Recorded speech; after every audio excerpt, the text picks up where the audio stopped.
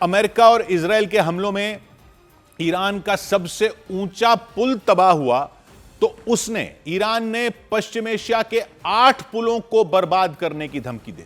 Iran ने साफ कर दिया कि वो इस पर चुप नहीं बैठने वाला, दुश्मन के हर हमले का जवाब उसी की भाषा में देगा और उससे भी तगड़ा हमला करेगा। जबकि ट्रंप ने ईरान के पुल पर किए गए हमले का वीडियो सोशल मीडिया पर शेयर किया था, चेतावनी दी कि यह तो शुरुआत है। उन्होंने कहा कि अगर ईरान के नेता बातचीत की टेबल पर नहीं आते तो इससे भी खतरनाक हमले होंगे और सिविलियन इंफ्रास्ट्रक्चर पर होंगे। पुल को उड़ाने की तस्वीरें जारी की, लेकिन ट्रंप की चेतावनियों के बाद भी ईरान झुकने को तैयार नहीं दिख रहा। उसने पुल के बदले पुल को उड़ाने की धमकी दी, एक के बदले 8 पुलों को उड़ाने की धमकी दे दी। ईरान की IRGC सेना ने पुलों की एक लिस्ट जारी कर दी, 8 पुलों की, जो उन देशों में हैं जो खाड़ी देश हैं, ये कहते हुए कि वो अमेरिका का साथ दे रहे हैं क्योंकि उनके यहां सैन्य अड्डे हैं अमेरिका के। तो उनके 8 पुलों की लिस्ट जारी की जिन्हें वो टारगेट कर सकता है। पश्चिम एशिया के अलग अलग देशों में ये है और बेहद अहम माने जाते हैं। ईरान की लिस्ट में सऊदी अरब के पुल का नाम है, तो UAE के पुलों का भी नाम है, कुवैत है, जॉर्डन है। जॉर्डन के पुलों को भी बर्बाद करने की ईरान ने हुंकार भरी और ईरान के ये तेवर तब दिखे जब अमेरिका और इजराइल ने मिलकर उसके सबसे ऊंचे पुल पर एयर स्ट्राइक कर दी थी। 2 पहाड़ियों के बीच बन रहे करीब 450 फीट ऊंचे उस पुल को तहस नहस कर दिया। वो पुल करीब 10 साल से बन रहा था, जल्द ही उसका काम पूरा होने वाला था।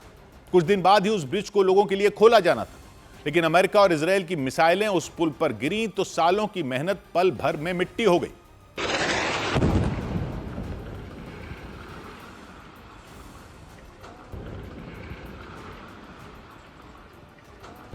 ये जिस पुल पर हमला हुआ उसे ईरान ही नहीं बल्कि पश्चिम एशिया का भी सबसे ऊंचा पुल बताया गया। यानी पूरे पश्चिम एशिया में इतना ऊंचा पुल मौजूद नहीं है। उस पर कुछ ही देर के अंदर कई मिसाइलें फट पड़ी। कोई मिसाइल पुल के बीच में गिरी, कोई कोने पर गिरी।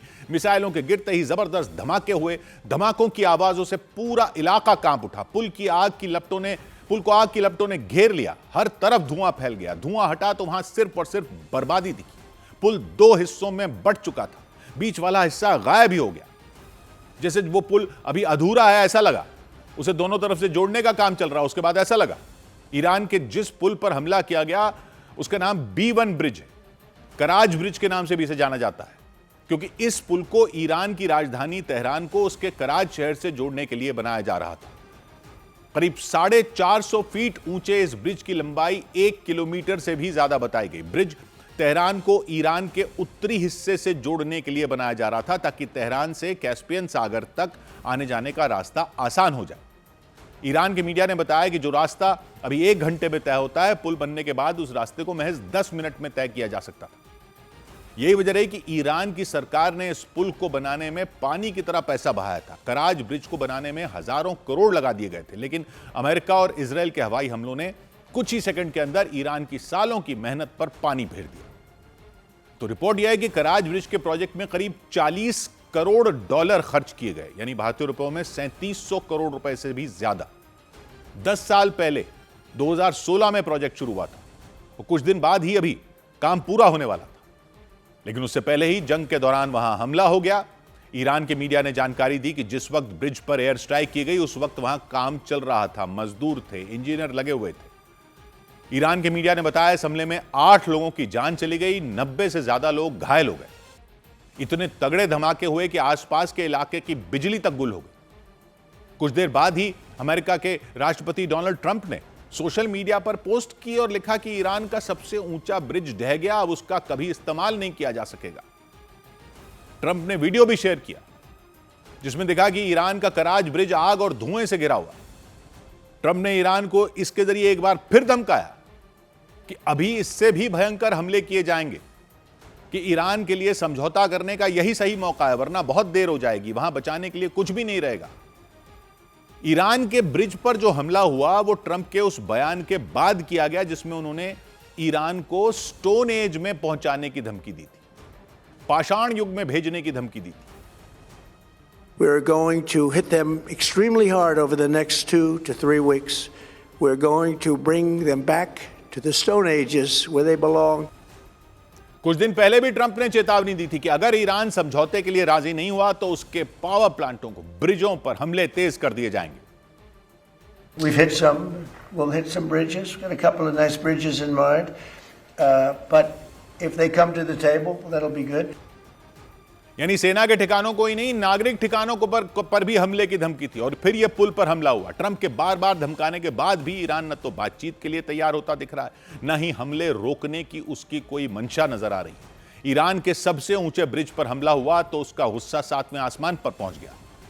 ईरान के विदेश मंत्री अब्बास अराक्ची ने ट्रंप और अमेरिका को ललकारा कि ईरान के अधूरे पुलों को गिराकर और बेगुनाह लोगों पर हमले करके ईरान को सरेंडर करने के लिए मजबूर नहीं किया जा सकता। अब्बास अराक्ची ने कहा, इस तरह के हमले दुश्मन की बौखलाहट को दिखाते हैं।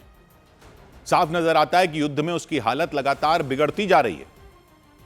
उनका देश हमलों से में तबाह हुए हर एक पुल, हर एक इमारत को फिर से बनाएगा, कहा अब्बास अराक्ची ने। उन्हें पहले से भी मजबूत बनाया जाएगा, लेकिन उनके मुताबिक इन हमलों के दौरान अमेरिका ने जो युद्ध अपराध किए, जो दाग उसके दामन पर लगे, उन्हें वो कभी साफ नहीं कर पाएगा। और ईरान ने अमेरिका के खिलाफ सिर्फ तीखे बयान ही नहीं दिए, बल्कि ब्रिज पर हुए हमले का बदला लेने की भी धमकी दे दी। ईरान की IRGC सेना ने एक लिस्ट जारी की, पश्चिम एशिया के 8 पुलों के नामों की लिस्ट। उन देशों में ये पुल हैं जहां अमेरिका के सैन्य ठिकाने हैं, उसके सैनिक तैनात हैं।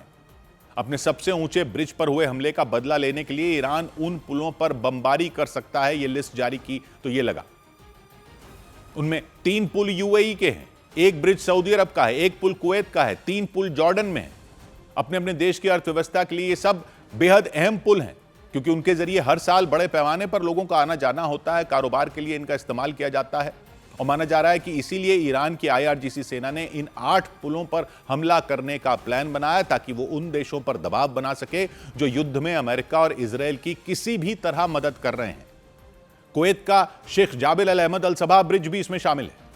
ये कुवैत की राजधानी कुवैत सिटी और उसके सबिया इलाके को जोड़ता है। 48 किलोमीटर से भी ज्यादा लंबा है यह ब्रिज। जमीन पर भी है, समंदर पर भी है। 36 किलोमीटर हिस्सा तो समंदर के ऊपर ही है। यह समुद्र के ऊपर बना दुनिया का 4था सबसे लंबा पुल है। इस पुल में कुवैत की जान बचती है, क्योंकि इसके जरिए वो बड़े पैमाने पर कारोबार करता है।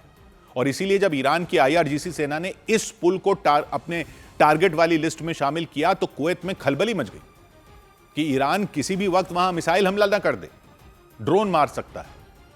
कुवैत के अलावा सऊदी अरब के एक पुल का नाम भी ईरान की लिस्ट में बताया गया, किंग फहद ब्रिज। 25 किलोमीटर लंबा यह ब्रिज भी समुद्र के ऊपर बना है। यह सऊदी अरब के पूर्वी छोर से बहरीन तक जाता है। तो बहरीन और सऊदी अरब के बीच यह ब्रिज है। जमीन के रास्ते जाने वाला यह इकलौता रास्ता है बहरीन तक, क्योंकि बहरीन चारों तरफ से फारस की खाड़ी से घिरा है। यानी किंग फहद ब्रिज एक पुल ही नहीं है, 2 देशों को जोड़ने का एकमात्र जरिया है। इस पुल के टूटने का सीधा सीधा मतलब है कि बहरीन तक जाने के लिए कोई भी सड़क नहीं बचेगी। सऊदी अरब और बहरीन के बीच मौजूद इकलौती डोर टूट जाएगी। कुवैत और सऊदी अरब के अलावा UAE के भी 3 पुलों पर IRGC के हमले की आशंका बढ़ गई, जो लिस्ट में नाम दिए, शेख जायद ब्रिज, अल मक्ता ब्रिज, शेख खलीफा ब्रिज। UAE की राजधानी अबू धाबी में तीनों हैं। अबू धाबी को UAE के दूसरे इलाकों से जोड़ते हैं ये, लेकिन IRGC की लिस्ट में इनका नाम आने के बाद इन पुलों पर भी हमले का खतरा मंडराने लग गया। और जॉर्डन के भी 3 पुलों के ईरान के निशाने पर आने के दावे किए गए, क्योंकि ईरान ने साफ किया कि वो अपने सबसे ऊंचे ब्रिज पर हुए हमले का बदला जरूर लेगा। इधर अमेरिका की न्यूज एजेंसी ब्लूमबर्ग की एक रिपोर्ट आई कि ईरान की IRGC सेना ने UAE की राजधानी अबू धाबी को निशाना बनाया। वहां उसने हबशान ग्लास प्लांट पर मिसाइल से हमला किया। ईरान की तरफ से मिसाइल दागी गई। UAE ने अपने एयर डिफेंस सिस्टम से मिसाइल को हवा में उड़ा दिया, लेकिन हमला किया गया। मिसाइल निकली एयर डिफेंस सिस्टम से, तेल प्लांट के ऊपर ईरान की मिसाइल से टकरा गई, जोरदार धमाका हुआ। मिसाइल के मलबे से गैस प्लांट में आग लग गई। गैस प्लांट में काम रोक दिया गया, क्योंकि मिसाइलों को जो हवा में भी मारा जा रहा है तो उनके टुकड़े तो गिर ही रहे हैं। गैस प्लांट में आग लग गई। आग लगने के बाद उसे खाली करा लिया गया। अबू धाबी के हबशान गैस प्लांट पर हमले से कुछ घंटे पहले कुवैत की मीना अल अहमदी तेल रिफाइनरी पर ड्रोन से अटैक हुआ, वहां भी आग लग गई थी। कुवैत के मीडिया ने दावा किया हमला ईरान ने किया। तो ईरान ने यह हमले इसलिए किए, यह माना जा रहा है क्योंकि ट्रंप ने उसे धमकी दी थी कि ईरान के पुलों को तबाह करने के बाद अमेरिकी सेना के निशाने पर उसके पावर प्लांट होंगे। क्योंकि पावर प्लांट का भी नाम लिया ट्रंप ने, पुलों का नाम लिया, पुल उड़ाया। धमकी और चेतावनी देकर ट्रंप ने ईरान पर समझौते के लिए दबाव बनाने की कोशिश की थी, लेकिन हुआ इसके ठीक उल्टा। ईरान समझौते के लिए तो तैयार नहीं हुआ, उल्टा उसने अमेरिका को जवाब देना शुरू कर दिया। अमेरिका का साथ देने वाले खाड़ी देशों के जरिए जवाब देना शुरू कर दिया, उन पर नए सिरे से हमले शुरू कर दिए।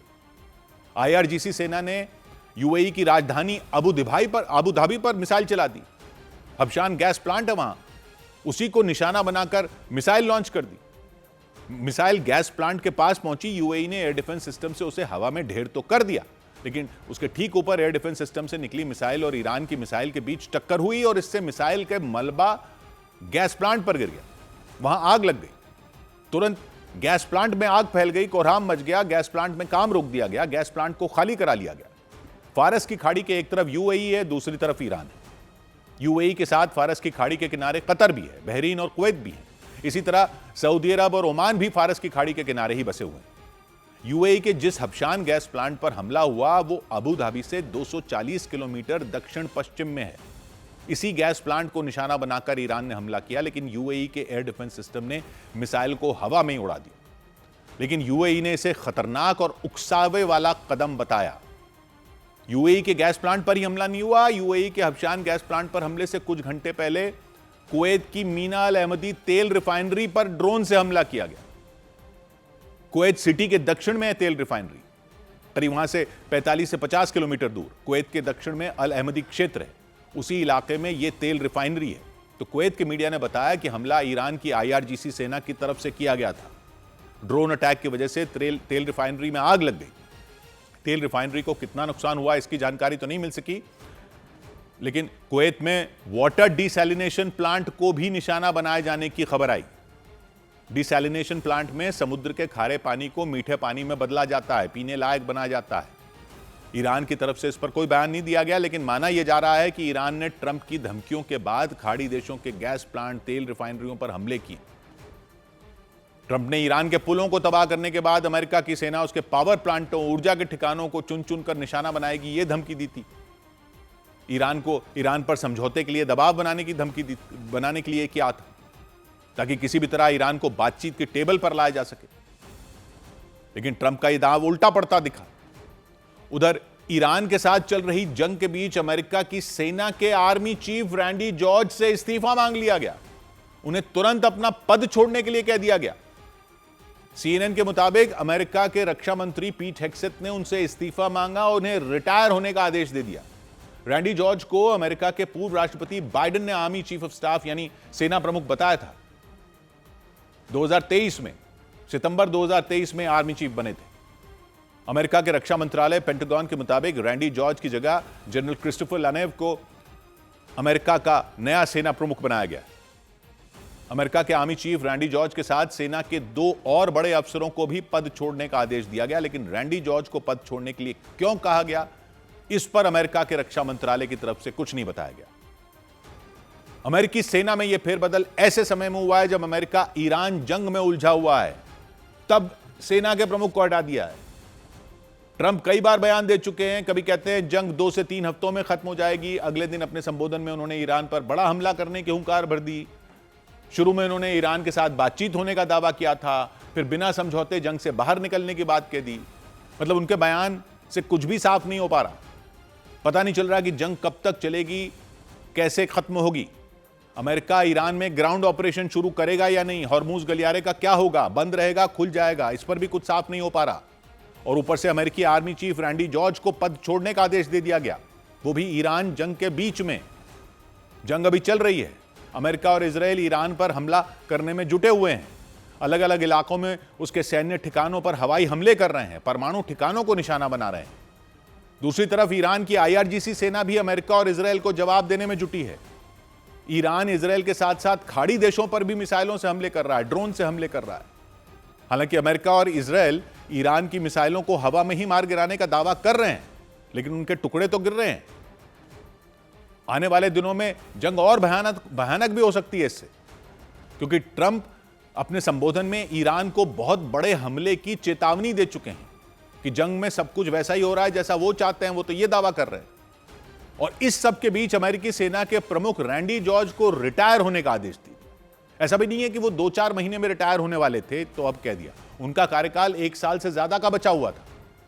आर्मी चीफ का कार्यकाल वहां 4 साल का होता। सितंबर 2023 में रैंडी जॉर्ज अमेरिकी सेना के चीफ ऑफ स्टाफ बने थे। उस वक्त अमेरिका के राष्ट्रपति बाइडेन थे। मतलब यह कि रैंडी जॉर्ज का कार्यकाल सितंबर 2027 तक था, फिर भी उन्हें तुरंत पद छोड़ने का आदेश दे दिया।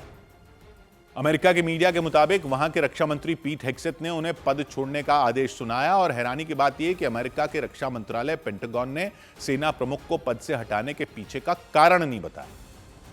ऐसा क्या हुआ जिसकी वजह से उन्हें ईरान जंग के बीच हटाने का फैसला लिया गया?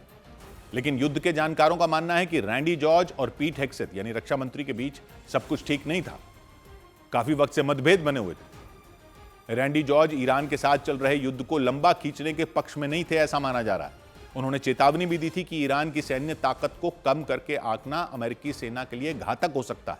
ऊपर से उनकी नियुक्ति बाइडेन ने की थी और पूर्व रक्षा मंत्री लॉयड ऑस्टिन के करीबी माने जाते थे। इसी वजह से यह माना जा रहा है रैंडी जॉर्ज को अचानक पद छोड़ने का आदेश दे दिया गया और ट्रंप प्रशासन अब ऐसे कमांडर की तलाश में है जो ट्रंप और रक्षा मंत्री पीट हेग्सेथ के फॉर्मूले पर चल सकें। मतलब ऐसा आर्मी चीफ जिसकी सोच ट्रंप और पीट हेग्सेथ की सोच से मिलती हो ईरान युद्ध के मामले में। पेंटागन की तरफ से जानकारी दी गई कि जनरल रैंडी जॉर्ज की जगह जनरल क्रिस्टोफर लनेव को कार्यवाहक आर्मी चीफ बनाया गया है। आगे क्रिस्टोफर लनेव को सेना प्रमुख बना दिया जाएगा। आर्मी चीफ रैंडी जॉर्ज के अलावा अमेरिकी सेना के 2 और बड़े अफसरों को भी पद छोड़ने का आदेश सुनाया गया। दूसरी तरफ राष्ट्रपति ट्रंप ने अटॉर्नी जनरल पैम बॉन्डी को पद से हटा दिया। कुछ और बड़े अफसरों को निकाल सकते हैं, ऐसा भी माना जा रहा है। उधर अमेरिकी न्यूज एजेंसी ब्लूमबर्ग ने जानकारी दी कि स्ट्रेट ऑफ हॉर्मुज से आने जाने वाले जहाजों से ईरान ने युआन में और क्रिप्टो करेंसी में टोल वसूलना शुरू कर दिया। युआन यानी चीन की करेंसी, क्रिप्टो करेंसी मतलब जो डिजिटल रूप में पैसा होता है, उसे कोई सरकार नहीं बनाती, कंप्यूटर के जरिए करेंसी बनाई जाती है। किसी बैंक या लॉकर में जमा नहीं की जा सकती, ये पूरी तरह कंप्यूटर और इंटरनेट में रहती है। ना इसे देखा जाता है, ना जा सकता है, ना छुआ जा सकता है, लेकिन इसका इस्तेमाल कर सकते हैं करेंसी के लिए। रिपोर्ट ने बताया कि ईरान जहाजों से जो टोल वसूल रहा है उसके लिए वो या तो चीन की करेंसी ले रहा है या फिर क्रिप्टो करेंसी ले रहा है। मतलब पैसा दो और हॉर्मुज गलियारा पार कर लो। जो जहाज टोल के लिए पैसे चुकाते हैं उन्हें एक सीक्रेट कोड दिया जाता है, ऐसा बताया जा रहा है। उसी कोड के जरिए वो जहाज रास्ता पार कर सकते हैं। जैसे कुछ जगहों पर सड़कों पर बड़े बड़े हाईवे पर चलने से पहले या उनका इस्तेमाल करने के बाद टोल बूथ पर टोल चुकाना होता है, वैसे। लेकिन ईरान ने स्ट्रेट ऑफ हॉर्मुज में आने वाले जहाजों से टोल वसूलना तो शुरू किया, लेकिन पैसे लिए वो चीन की करेंसी मिली है, क्रिप्टो करेंसी मिली है। डॉलर नहीं ले रहा, ईरानी करेंसी नहीं ले रहा। ईरान ने टोल चुकाने वाले जहाजों के लिए कुछ कड़ी शर्तें भी रख दी, जैसे जहाजों का फ्रेंडली कंट्री यानी किसी मित्र देश से जुड़ा होना जरूरी होगा। उन्हें बताना होगा कि जहाज का मालिक कौन है, जहाज पर क्या लदा है, कर्मचारियों की पूरी डिटेल देनी होगी, जहाज कहां से जा रहा है, वो कहां से आ रहा है, कहां जा रहा है। मकसद यह कि ईरान किसी भी कीमत पर अमेरिका और इजराइल के जहाजों को रोक सके, उनकी मदद कर रहे देशों के जहाजों को रोक सके। सब कुछ ठीक रहने पर जहाजों को युआन या फिर क्रिप्टो करेंसी में टोल चुकाना होगा। टोल भी कोई छोटा मोटा नहीं लगाया ईरान ने। हर एक जहाज से ईरान ने जो युआन और क्रिप्टो करेंसी ली, उनकी कीमत भारतीय रुपयों में करीब 17 से 18 करोड़ बताई गई। टोल लेने के बाद ईरान की IRGC सेना की नौसेना उस जहाज की सुरक्षा करते हुए हॉर्मुज गलियारा पार करवाती है। युआन और क्रिप्टो करेंसी में टोल वसूलने के पीछे 2 मुख्य वजह बताई गई। पहली यह कि ईरान अमेरिकी डॉलर के दबदबे को कम करना चाहता है। डॉलर तो लेगा नहीं, वो तो अमेरिका की करेंसी है।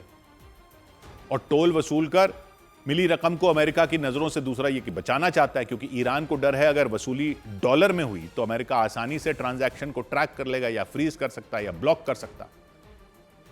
इधर अमेरिकी न्यूज एजेंसी ब्लूमबर्ग ने स्ट्रेट ऑफ हॉर्मुज से तेल टैंकरों के निकलने की ऐसी खबर दी जिससे पूरी दुनिया हैरान रही कि ओमान के 3 जहाजों ने अपनी सीमा के किनारे एक नए रास्ते का इस्तेमाल किया और वो स्ट्रेट ऑफ हॉर्मुज से निकल गए। तो वैसे तो मुख्य हिस्सा जो है ओमान की खाड़ी की तरफ है, लेकिन उसका एक हिस्सा स्ट्रेट ऑफ हॉर्मुज के दक्षिणी छोर पर है, मतलब दूसरी तरफ UAE के उत्तर में। वहां से उसने 3 जहाजों को पार करवाया। 2 टैंकर कच्चे तेल से भरे थे, तीसरे में एलएनजी गैस थी। इन दिनों वहां ईरान का पहरा है स्ट्रेट ऑफ हॉर्मुज में।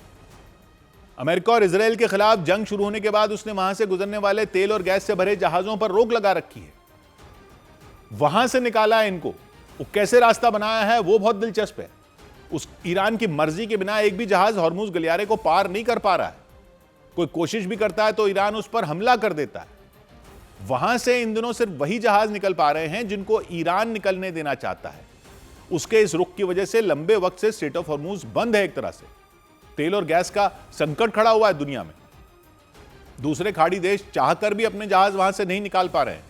लेकिन ब्लूमबर्ग की रिपोर्ट कहती है कि इन मुश्किल हालात में भी ओमान के 3 जहाज स्ट्रेट ऑफ हॉर्मुज को पार करने में सफल रहे। वो फारस की खाड़ी से निकले और इस समुद्री गलियारे को पार करते हुए ओमान की खाड़ी में पहुंच गए, बिना ईरान से मंजूरी लेकर, बिना ईरान को बताए। उन तीनों जहाजों पर ओमान के झंडे लगे हुए थे। उन्होंने चुपके से अपनी सीमा के किनारे एक नए रास्ते का इस्तेमाल किया। स्ट्रेट ऑफ हॉर्मुज में ही नया रास्ता, उसी रास्ते से होते हुए उस समुद्री गलियारे को पार कर गए, जिसे इन दिनों सबसे खतरनाक इलाका माना जा रहा है, क्योंकि ईरान कभी भी वहां हमले कर देता है। लेकिन उसके हमलों से बचने के लिए ओमान के तीनों जहाज अपनी सीमा के किनारे से होते हुए वहां से आए, यानी अपनी सीमा से चिपक कर वो निकले। ओमान का एक हिस्सा यूएई के ऊपर भी, उसे मुसन्नम कहा जाता है। उसका मुख्य हिस्सा ओमान की खाड़ी में ही है, जिसकी राजधानी मस्कट है। लेकिन स्ट्रेट ऑफ हॉर्मुज के किनारे दक्षिणी छोर पर ओमान का मुसन्नम इलाका है, वो ओमान का इलाका है। बाकी तो यूएई है, लेकिन बिल्कुल वहां पर कोने पे ओमान है। दूसरी तरफ ईरान का तट है। इसी जगह पर ओमान और ईरान आमने सामने आते हैं, और यह वही जगह है जहां स्ट्रेट ऑफ हॉर्मुज की चौड़ाई सबसे कम हो जाती है। और सबसे कम चौड़ाई कितनी है? 33 किलोमीटर की। तो ओमान के इन तीनों जहाजों ने कहा गया कि अपनी सीमा के किनारे चलते हुए, मतलब ईरान की तरफ जाते ना हुए, बिल्कुल सीमा से सटकर चलते हुए, सीमा से चिपक कर चलते हुए स्ट्रेट ऑफ हॉर्मुज को पार कर लिया। ओमान के तट से ही, बीच में गया ही नहीं वो समुद्र के। ईरान की समुद्री सीमा के नजदीक उत्तरी इलाके की तरफ नहीं गए वो। जहाज बीच में से गुजरते हैं, बीच में से नहीं, ओमान के किनारे से गुजर के निकल गए। जंग शुरू होने से पहले तेल और गैस से भरे जहाज उसी जगह से जाते थे, बीच में से। लेकिन ओमान के जहाजों ने ये नया रास्ता बना लिया एक तरह से, उसी में नया रास्ता। ईरान की तरफ नहीं गए क्योंकि वहां खतरा हो सकता था। तो गलियारे में एक तरफ ईरान, एक तरफ ओमान है। ओमान से चिपक कर निकल गए। ईरान की तरफ तो कभी भी हमला हो सकता था। तो तीनों जहाज ओमान की सीमा के नजदीक चलते ओमान की खाड़ी तक पहुंच गए। स्ट्रेट ऑफ हॉर्मुज को उन्होंने सुरक्षित पार कर लिया। ब्लूमबर्ग की रिपोर्ट के मुताबिक इन तीनों जहाजों ने ईरान के रडार को इस तरह से चकमा दिया कि वो तो किनारे ही निकल गए। फारस की खाड़ी से स्ट्रेट ऑफ हॉर्मुज के नजदीक ओमान के मुसन्नम तक पहुंचे। जब वो पहुंचे वहां पर, तो उन्होंने अपना ट्रैकिंग सिग्नल बंद कर दिया, तो ताकि जानकारी न मिल सके कि वो तीनों जहाज कहां पर हैं। 2 जहाजों पर लाखों बैरल तेल लदा था। उन्हें इसी तरह स्ट्रेट ऑफ हॉर्मुज उन्होंने पार कर लिया। समुद्री गलियारे के एक तरफ ईरान है, दूसरी तरफ ओमान है। हालांकि संयुक्त राष्ट्र के नियम भी जो है ना, उनके मुताबिक अंतर्राष्ट्रीय समुद्री सीमा तय है। किसी भी देश के तट से समुद्र में 22 किलोमीटर की दूरी तक उसी देश का अधिकार होता है। वो समुद्री इलाका उसके कंट्रोल में होता है 22 किलोमीटर तक। इस नियम से स्ट्रेट ऑफ हॉर्मुज में जिस जगह पर चौड़ाई सबसे कम है वो 33 किलोमीटर है। वहां भी ये दोनों अपना अधिकार रखते हैं, ओमान भी और ईरान भी। तो ईरान वहां से 22 किलोमीटर तक अधिकार रख सकता है, ओमान भी यहां से 22 किलोमीटर तक अधिकार रख सकता है। बीच में ओवरलैप होता है, 33 किलोमीटर है। जंग शुरू होने के बाद से स्थिति काफी बदल चुकी है। ईरान वहां हमले पर हमले किया जा रहा है। इस डर से वहां से कोई भी जहाज गुजर नहीं रहा। वहां से गुजरने के लिए ईरान की मंजूरी लेनी पड़ रही है। खबर है कि ईरान ने तो वहां से टोल वसूलना भी शुरू कर दिया। वो उन जहाजों से एक तय रकम वसूल रहा है जो तेल या गैस लेकर स्ट्रेट ऑफ हॉर्मुज को पार करने के लिए पहुंच रहे हैं। जंग खत्म होने के बाद भी कह रहे हैं कि ये पहले की तरह समुद्री रास्ता नहीं रहेगा। हालांकि इसे खुलवाने के लिए दुनिया भर में कोशिश चल रही है। तेल और गैस का संकट दूर करने के लिए एशिया और यूरोप के कई देश लगातार कोशिश कर रहे हैं। इस बीच ईरान की सरकार की तरफ से यह बयान जारी किया गया कि वो स्ट्रेट ऑफ हॉर्मुज की निगरानी के लिए ओमान के साथ मिलकर काम करेगी, क्योंकि दूसरी तरफ ओमान है। ओमान का भी उसमें 22 किलोमीटर तक उसका भी हक है। कुल 33 है, 22 किलोमीटर इस तरफ से ईरान का हक है, तो 22 किलोमीटर उस तरफ से ओमान का हक है, ये ईरान का भी मानना है। वहां के उप विदेश मंत्री के मुताबिक इस सिलसिले में एक प्रस्ताव तैयार किया जा रहा है। इसका मकसद हॉर्मूज गलियारे में जहाजों के आने जाने पर नजर रखना होगा। इसके लिए दोनों देश यानी ईरान और ओमान मिलकर काम करेंगे। आपसी सहयोग से उन जहाजों की निगरानी करेंगे जो स्ट्रेट ऑफ हॉर्मूज से होकर गुजरेंगे। उनकी मंजूरी के बिना वहां से कोई जहाज आगे नहीं बढ़ पाएगा, क्योंकि ये जो 3 जहाज निकले ये तो ओमान के करीब से ही निकल गए। तो ईरान ओमान के साथ मिलकर उस पर कंट्रोल करना चाहता है। दोनों देशों से इजाजत लेनी पड़ेगी जहाजों को, यह प्रस्ताव बना रहा है। इस प्रस्ताव पर ओमान की तरफ से कोई प्रतिक्रिया सामने नहीं आई है। अगर इस मुद्दे पर इन दोनों देशों के बीच सहमति बन गई तो इसका असर पूरी दुनिया पर पड़ सकता है। खाड़ी देश अपने यहां से तेल और गैस से भरे जितने भी जहाज फारस की खाड़ी से भेजते हैं, उन्हें इस समुद्री गलियारे को पार करना ही पड़ता है, तभी वो आगे ओमान की खाड़ी तक पहुंच सकते हैं, वहां से एशिया और यूरोप के देशों तक जा सकते हैं। इधर सऊदी अरब ने ईरान के 6 ड्रोन मार गिराने का दावा किया। लगातार हो रहे ड्रोन हमलों के बीच सऊदी अरब ने 6 ड्रोन मार गिराने का दावा किया। सऊदी अरब के रक्षा मंत्रालय के मुताबिक उनके यहां तैनात एयर डिफेंस सिस्टम ने सभी ड्रोन को हवा में ही इंटरसेप्ट कर नष्ट कर दिया। ईरान की IRGC सेना ने कुवैत में पावर स्टेशन और डिसैलिनेशन प्लांट पर हुए हमले पर बयान जारी कर इस हमले से साफ इनकार किया। IRGC ने इसे इजराइल की साजिश बताया। IRGC के मुताबिक उनके निशाने पर सिर्फ खाड़ी देशों में मौजूद अमेरिका के ठिकाने हैं।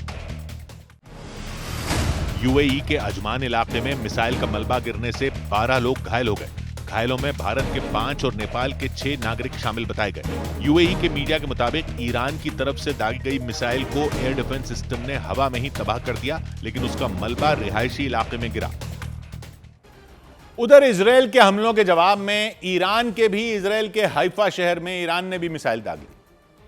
वहां भीषण आग लग गई कि खबरें आई कि उस मिसाइल को रोकने के लिए इजरायल की तरफ से इंटरसेप्टर मिसाइल दागी गई थी, लेकिन इंटरसेप्टर मिसाइल के टकराने से उस मिसाइल के कई टुकड़े हो गए और वो टुकड़े अलग अलग इलाके में जाकर गिर गए और उसकी वजह से वहां के एक इलाके में भयंकर आग लग गई।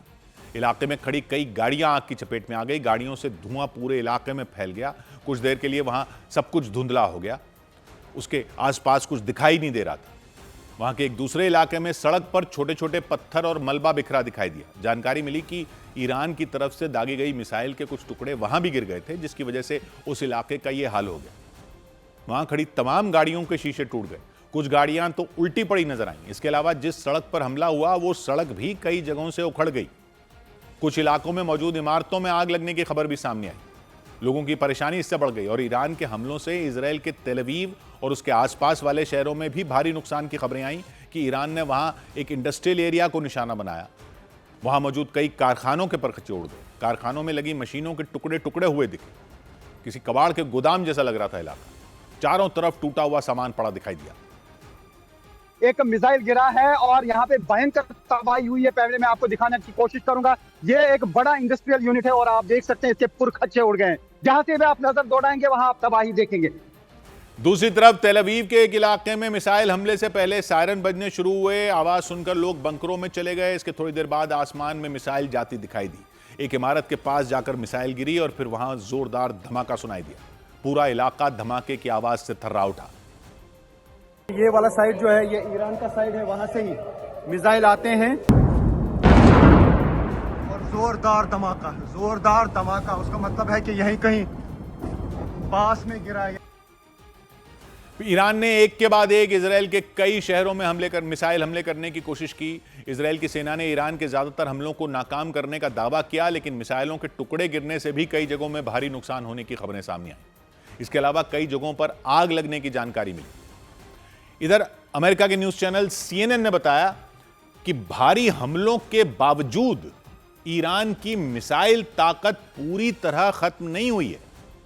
अमेरिकी खुफिया एजेंसियों की रिपोर्ट का हवाला देते हुए जानकारी दी कि ईरान के लगभग आधे मिसाइल सेंटर अब भी बिल्कुल सुरक्षित हैं। उनका कुछ नहीं बिगड़ा है, कोई नुकसान नहीं हुआ है। मिसाइलों के अलावा ईरान के पास भारी संख्या में आत्मघाती ड्रोन भी सुरक्षित बचे हुए हैं। जबकि बीते 5 हफ्तों से अमेरिका और इजरायल की फौज ने ईरान पर भारी बमबारी की, मिसाइलें बरसाईं, लड़ाकू विमानों से हमले किए। अमेरिका और इजरायल ने चुन चुनकर ईरान के सैन्य अड्डों को निशाना बनाने का दावा किया। ईरान की मिसाइल और ड्रोन क्षमता को पूरी तरह मिट्टी में मिला देने का दावा किया। लेकिन अमेरिकी खुफिया एजेंसियों की रिपोर्ट से जानकारी मिली कि ऐसा हुआ नहीं। उतना मकसद कामयाब नहीं हो सका। अमेरिकी फौज को वैसी सफलता नहीं मिली जैसी ट्रंप दावा करते आए हैं। रिपोर्ट बताती है ईरान की करीब 50% मिसाइलें अब भी पूरी तरह सुरक्षित हैं, सही सलामत हैं, बिल्कुल महफूज हैं। मिसाइलें ही नहीं, ईरान के ड्रोन भी सुरक्षित हैं, उनका कुछ भी नहीं बिगड़ा।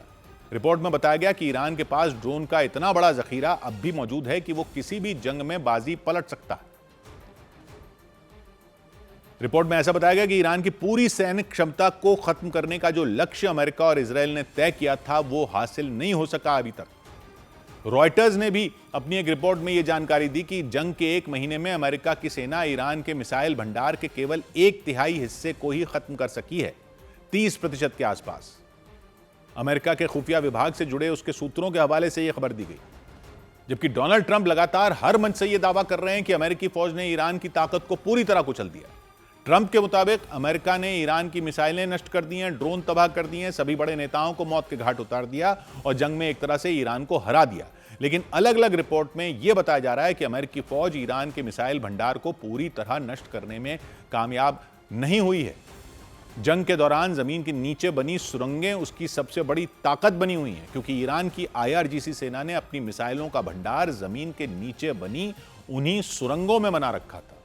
एक तरह की अंडरग्राउंड मिसाइल सिटी बना रखी थी। ईरान की IRGC सेना ने अपने इस पाताल लोक में सबसे घातक मिसाइलों को छुपा रखा था ताकि दुश्मन के हमले का उस पर असर ही न हो या उसे इसकी भनक न लगे। हालांकि अमेरिका ने जंग के दौरान यह दावा किया कि उसके हवाई हमलों के दौरान ईरान की कई अंडरग्राउंड मिसाइल सिटी जमीन में दफन हो गई, कब्र बन गई उनकी। लेकिन ईरान की IRGC सेना के मुताबिक इसके बाद भी उसके पास अब भी भारी मात्रा में मिसाइलें मौजूद हैं, ड्रोन की भी बड़ी ताकत मौजूद है। जबकि इससे पहले 27 मार्च को ही डोनाल्ड ट्रंप ने यह ऐलान कर दिया था कि अमेरिकी फौज ने ईरान की ताकत को पूरी तरह खत्म कर दिया। They're defeated. They can't make a comeback. We're free to roam over their cities and towns and destroy all of their crazy nuclear weapons and missiles and drones that they're building. And we're doing that. लेकिन Trump के इस दावे से के बिल्कुल उलट America के अखबार और टीवी चैनलों ने रिपोर्ट दी कि ऐसा तो बिल्कुल नहीं हुआ है। न तो ईरान की मिसाइलें पूरी तरह तबाह हुई हैं, नुकसान जरूर हुआ है लेकिन पूरी तरह तबाह नहीं हुई हैं, न ही उसके ड्रोन खत्म हुए। ईरान ने अपनी फतह सीरीज की हाइपरसोनिक मिसाइलों को अभी बचा कर रखा है, यह बताया जा रहा है। उन्हें तो इस्तेमाल ही नहीं किया, जंग में निकाला ही नहीं है। इस मिसाइल को दुश्मन के लिए सीधे मौत का फरमान माना जाता है। फतह 2 टारगेट पर गिरते ही दुश्मन का नामो निशान मिटा सकती है, ऐसे दावे हैं ईरान के। तेज रफ्तार के साथ हवा में ही अपना रास्ता बदलने की ताकत रखती है, इसलिए किसी भी एयर डिफेंस सिस्टम के लिए इन्हें मार पाना लगभग नामुमकिन हो जाता है, यह दावा करता है ईरान। एयर डिफेंस सिस्टम किसी भी दुश्मन मिसाइल के पहुंचने से पहले उसकी रफ्तार और उसके रास्ते को ट्रैक करते हैं। अगर हवा में ही दुश्मन की मिसाइल अपनी रफ्तार बदल ले या अपना रास्ता बार बार बदलती रहे तो एयर डिफेंस सिस्टम के लिए उसे भेदना लगभग नामुमकिन हो जाता है। ईरान की फतह 2 यही करती है, यह ईरान का दावा है। रिपोर्ट में बताया गया कि ईरान की सुरंगों में भारी संख्या में फतह सीरीज की मिसाइलें अब भी मौजूद हैं, यानी ईरान की ताकत अब भी बरकरार है, उसकी मिसाइलें ठिकानों पर तैनात हैं। ईरान के हथियार भंडार अब भी इन खतरनाक मिसाइलों से भरे पड़े हैं।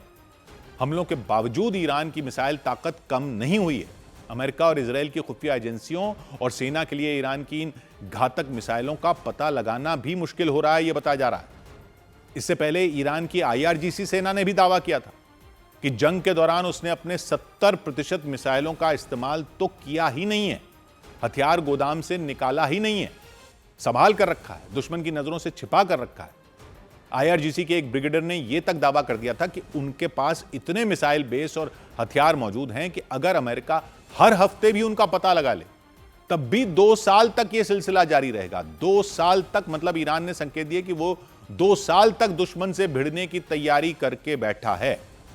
इससे पहले भी खबरें आई थी कि ईरान ने दुश्मन की नजरों से बचने के लिए अपने हथियारों को अपने अलग अलग द्वीपों पर जमीन की गहराई में छिपा रखा है। ईरान ने अपने यज़्द शहर में एक मिसाइल सिटी बसा रखी है, ऐसी खबरें। जमीन पर नहीं, 500 मीटर की गहराई में ईरान का यज़्द शहर उसके बिल्कुल बीचों बीच मौजूद है। पूरा इलाका सूखा इलाका है, रेगिस्तानी इलाका है। अपनी हाइपरसोनिक मिसाइलें कहते हैं IRGC ने यहां पर छिपा कर रखी हैं। इसी तरह ईरान के दक्षिणी हिस्से में उसका किस्म द्वीप है, टापू है फारस की खाड़ी में। हॉर्मुज गलियारे के बिल्कुल मुहाने पर दावा किया जाता है ईरान ने वहां बनाई गई सुरंगों में अपनी नौसेना की मिसाइलें और घातक ड्रोन सुरक्षित रखे हैं, जहां से ईरान पूरे स्ट्रेट ऑफ हॉर्मुज पर नजर रखता है। और एक इलाका है किरमनशाह, उसके पश्चिमी हिस्से में इराक की सीमा के बिल्कुल करीब दावा किया जाता है ईरान की IRGC सेना ने वहां सुरंगों का जाल बना रखा है, उनमें फतह सीरीज की मिसाइलें छिपाकर रखी हुई हैं। शिराज शहर में भी उसने जमीन के नीचे सुरक्षित हथियार अड्डा बना रखा है। शिराज शहर ईरान के दक्षिण में है, वहां के इमाम जावेद बेस के नीचे जैसे ऐसे ट्रक रखे गए हैं जिन पर मिसाइलें तैनात हैं, यानी एक जगह से दूसरी जगह ले जाने के लिए मिसाइलें तैयार हैं, उनको मूव कर सकते हैं। ईरान की IRGC सेना ने तो जंग के दौरान सुरंगों में छिपाकर रखी गई मिसाइलों और हथियारों का एक वीडियो भी जारी किया था। सैन्य ठिकानों को पहाड़ों के नीचे या जमीन के अंदर सैकड़ों फीट की गहराई में बना रखा है, 100 मीटर से 500 मीटर तक गहराई में, आधा किलोमीटर, 500 मीटर यानी आधा किलोमीटर की गहराई में। IRGC सेना का दावा है कि अमेरिका या इजराइल के सबसे शक्तिशाली बंकर बस्टर बम भी उसके इन सैन्य अड्डों तक नहीं पहुंच सकते। उधर ईरान जंग के शुरू होने के बाद पहली बार फ्रांस के एक जहाज ने हॉर्मुज गलियारे को पार किया। ईरान जंग शुरू होने के बाद पहली बार फ्रांस का कोई जहाज स्ट्रेट ऑफ हॉर्मुज के रास्ते से निकला। फ्रांस की एक कंपनी का जहाज फारस की खाड़ी से निकलकर सुरक्षित तरीके से ओमान की खाड़ी तक पहुंच गया। बाद में अनुमान लगाया गया कि उसे ईरान की तरफ से मंजूरी मिली हुई थी। स्ट्रेट ऑफ हॉर्मुज को खुलवाने के लिए फ्रांस और दक्षिण कोरिया ने साथ काम करने का ऐलान किया। दोनों देशों ने हॉर्मुज गलियारा बंद होने से पैदा हुए आर्थिक संकट पर भी चिंता जताई। फ्रांस के राष्ट्रपति 2 दिन के दक्षिण कोरिया दौरे पर हैं। इसी दौरान दोनों देशों के राष्ट्रपति के बीच बातचीत हुई। फ्रांस के राष्ट्रपति इमानुएल मैक्रोन ने बिना अमेरिका का नाम लिए बयान दिया कि ईरान में सत्ता बदलने के लिए उस पर हमला कर देना सही नहीं था। उनके मुताबिक बदलाव तभी आएगा जब उस देश के लोग खुद इस बात का फैसला करें। मैक्रोन ने इसके लिए इराक, अफगानिस्तान और लीबिया का उदाहरण भी दिया। उधर अमेरिका और इजराइल की सेना ने ईरान के इस्फहान शहर में हथियारों के एक और गोदाम पर हमला कर दिया। कुछ दिन पहले भी अमेरिका की सेना ने इस्फहान में भीषण हमला किया था। छोटे मोटे बमों का इस्तेमाल नहीं किया था, 900 किलो से ज्यादा का बंकर बस्टर बम गिराया था। वहां जोरदार धमाके शुरू हो गए थे। घातक हथियारों के ठिकाने पर बम गिराए गए थे। उन ठिकानों पर जमीन के नीचे हथियारों की खेप छिपाकर रखी गई थी।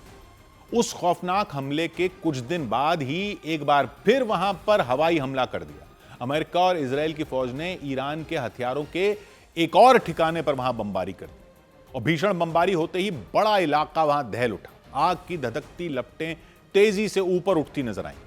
आसपास के हिस्सों में चिंगारियां भी उठती दिखी। काले धुएं ने तो सब कुछ ढक दिया। दूर दूर तक सिर्फ काले धुएं का कब्जा दिखा। हमले वाली जगह के पास का एक बड़ा हिस्सा तो पूरी तरह दिखना बंद हुआ। हवाई हमले के बाद वहां रुक रुक कर विस्फोट होते रहे और धमाकों की डरावनी आवाज से इस्फहान शहर थर्राने लगा। मानो कुछ ही देर में पूरा इस्फहान शहर ही इसकी चपेट में आ जाएगा, ऐसा लग रहा था। वहां आसपास मौजूद सड़कों से गुजर रहे लोगों की एक तरह से सांसें थम गई। तेज आवाज, आग की भयंकर लपटों ने खौफ पैदा कर दिया। बड़े पैमाने पर घातक हथियार बर्बाद हो गए, ऐसा दावा है। जमीन के नीचे हथियारों का जखीरा रखा गया था। वहीं पर अमेरिका और इजराइल ने बम गिराए। बम गिरते ही भयंकर धमाके शुरू हुए। एक एक करके ईरान के हथियार जलकर राख हो गए, यह दावा किया जा रहा है। इस हवाई हमले से कुछ दिन पहले इस्फहान में एयर स्ट्राइक की गई थी। अमेरिका और इजराइल ने ईरान के हथियारों के ठिकाने का पता लगाया था और वहां एयर स्ट्राइक की थी और 900 किलो से ज्यादा के बंकर बस्टर बम गिराए थे। इसमें ईरान को भारी नुकसान पहुंचा था। उस हमले के कुछ दिन बाद ही फिर यह हमला कर दिया और गहरा जख्म दे दिया। उधर इजराइल की सेना ने दावा किया कि उसने दक्षिणी लेबनान में हिजबुल्लाह के लड़ाकों पर फिर हमला किया, ड्रोन की मदद से। हमला तब किया गया जब हिजबुल्लाह के लड़ाके उसे निशाना बनाने की तैयारी में थे, ऐसा इजराइल की सेना ने दावा किया और आरोप लगाया कि वो लड़ाके उस पर हमले के लिए आगे बढ़ रहे थे। इजराइल की सेना ने उन्हें ढेर कर दिया उससे पहले ही। ड्रोन की मदद से ऐसा हमला किया कि उन्हें संभलने का मौका तक नहीं मिला। हिजबुल्लाह के लड़ाकों पर हुए इस हमले का वीडियो सामने आया। वीडियो में हिजबुल्लाह के 2 लड़ाके लेबनान की सड़कों पर भागते दिखे, हाथ में हथियार नजर आया। दोनों लड़ाके लोगों की नजर से बचते हुए आगे बढ़ते रहे। कुछ दूर जाते ही वो एक मकान के अंदर घुसे और कुछ ही देर बाद वहां जोरदार धमाका हो गया। पूरा इलाका दहल गया, आग लग गई भीषण, चारों तरफ धुआं निकलता दिखाई दिया। दूसरे मकान भी आग से गिर गए आसपास के।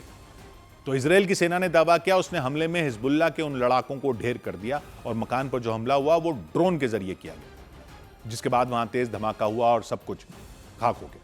इजराइल की सेना ने दावा किया कि उसने हिजबुल्लाह के कई ठिकानों को निशाना बनाया, उन ठिकानों से कई हथियार भी बरामद किए। गोला बारूद समेत कई खतरनाक हथियार के साथ इजराइल की सेना को वो निशाना बनाना चाहते थे। इजराइल की सेना ने चेतावनी दी कि हिजबुल्लाह के खिलाफ वो अपनी कार्रवाई जारी रखेगी। इधर जंग के बीच इजराइल की सेना ने हिजबुल्लाह के कुछ लड़ाकों को बंधक बनाने का भी दावा किया। इजराइल की सेना ने एक वीडियो जारी किया जिसमें वो एक लड़ाके से पूछताछ करती दिखी। दावा किया कि पूछताछ के दौरान हिजबुल्लाह के लड़ाके हताश नजर आए, उनका मनोबल काफी गिरा हुआ लगा। यह इजराइल ने दावा किया। एक लड़ाके ने हिजबुल्लाह पर उन्हें मौत के मुंह में धकेलने का भी आरोप लगाया वीडियो में। हालांकि इजराइल की सेना ने हिजबुल्लाह के उस लड़ाके का चेहरा नहीं दिखाया, लेकिन उस वीडियो के जरिए उसने दावा किया कि हिजबुल्लाह अपने लड़ाकों को मरने के लिए भेज रहा, आत्मघाती हमलावर बनाकर भेज रहा। इससे वो निराश है।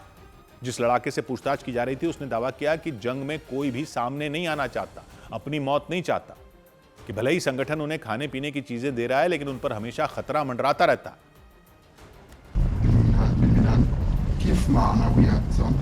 معنوياتنا ايه انه كانت بالارض من اي ناحيه انه خي ما حدا له خلق يطلع يقاتل। पूछताछ के बाद इजराइल की सेना ने यह भी दावा किया कि हिजबुल्लाह खामनेई की मौत का बदला लेना चाहता है। आयतुल्लाह अली खामनेई की मौत का बदला लेने के लिए वो जंग लड़ रहा है। हालांकि पकड़े गए लड़ाकों ने कह दिया कि वो थक चुके हैं, उनमें काफी निराशा है। بيبعتك لإيش؟ الموت بس بيبعتك على الموت. على الموت. هو المهم انه انا اشتغلت وسجلها انه انا اشتغلت لحتى يصير يترقى هو ويبيض وجهه قدام الكبار. हालांकि ये वीडियो इजराइल ने जारी किया और इसमें हिजबुल्लाह के लड़ाकों ने आरोप लगाया कि कमांडरों की तरफ से उन्हें कोई समर्थन नहीं मिल रहा, किसी को उनकी चिंता नहीं है। उन्हें अब ऐसा लगने लगा है कि हिजबुल्लाह ने उन्हें मरने के लिए जंग में छोड़ दिया। उधर अमेरिका की एक इन्फ्लुएंसर ने, सोशल मीडिया इन्फ्लुएंसर ने यह बताकर पूरी दुनिया को चौंका दिया कि कुछ अमेरिकी सैनिक खुद ही ईरान युद्ध से जुड़ी जानकारियां लीक कर रहे हैं। वो इस बात की भी जानकारी दे रहे हैं कि आने वाले दिनों में उनकी तैनाती कब और कहां होगी। चार्म डेज नाम की सोशल मीडिया इन्फ्लुएंसर के मुताबिक अमेरिका के सैन डिएगो के अलग अलग क्लबों में हाल के दिनों में कई सैनिक पहुंचे। वो ईरान जंग से हताश थे और नहीं चाहते थे कि उन्हें जंग में भेजा जाए, लेकिन मजबूरी में उन्हें युद्ध लड़ने के लिए भेजा जा रहा है। इस हताशा में उन्होंने युद्ध से जुड़ी अहम जानकारियां सबके सामने बता दी। इस खबर ने अमेरिकी सेना और वहां की खुफिया एजेंसियों को भी अलर्ट कर दिया। वो इसकी जांच में जुट गई क्योंकि सोशल मीडिया इन्फ्लुएंसर ने जो बातें बताई उसने सबका ध्यान खींच लिया। सैन डिएगो में कई अमेरिकी सैनिकों ने जंग के मोर्चे पर जाने से पहले क्लबों में जाकर वक्त बिताया अपना तनाव दूर करने के लिए। इस दौरान उन्होंने युद्ध से जुड़ी जानकारियां सबके सामने बता दी कि उनकी सेना की प्लानिंग क्या है, उसकी अगली योजना क्या होने वाली है, कहां जा रहे हैं। All the military guys are coming in and they're spending all of their money and they're just like, it's sad, like they're like kind of depressed and they're like just coming in like, oh yeah, we're gonna have fun, like we're getting, what is it called, deployed, like we're getting deployed next week or like this is happening, I don't know. San Diego वही जगह है जहां से कुछ रोज पहले America ने अपने 3 युद्धपोतों को ईरान जंग के लिए भेजा था। सैन डिएगो में अमेरिकी नौसेना का बहुत बड़ा बेस है। अमेरिका के पश्चिमी तट का सबसे बड़ा बेस वाला इलाका है ये। अमेरिका के कैलिफोर्निया राज्य में मौजूद है। वहां से हजारों अमेरिकी नौसैनिकों को लेकर 3 युद्धपोत कुछ दिन पहले ही ईरान के लिए रवाना हुए थे। इसी बेस से कई और सैनिकों को भी पश्चिम एशिया में भेजने की तैयारी है। ऐसे में सोशल मीडिया इन्फ्लुएंसर ने जो बातें बताई उसके बाद अटकलें लगनी शुरू हो गई कि कहीं इन सैनिकों को ईरान में आर पार की लड़ाई में तो नहीं उतारा जाएगा, कहीं अमेरिका ईरान में बड़े स्तर पर जमीनी लड़ाई शुरू करने की तैयारी तो नहीं कर रहा, क्योंकि इससे पहले अटकलें ये लग रही थी कि अमेरिका जल्द ही ईरान में ग्राउंड ऑपरेशन भी शुरू कर सकता है, सैनिकों को ईरान की धरती पर उतार सकता है ताकि दुश्मन सेना के साथ सीधी लड़ाई हो, आमने सामने की। खुद ट्रंप ने भी धमकी दी थी कि अगर ईरान ने युद्ध खत्म करने की उनकी शर्तों को नहीं माना तो उस पर बहुत बड़ा हमला किया जाएगा।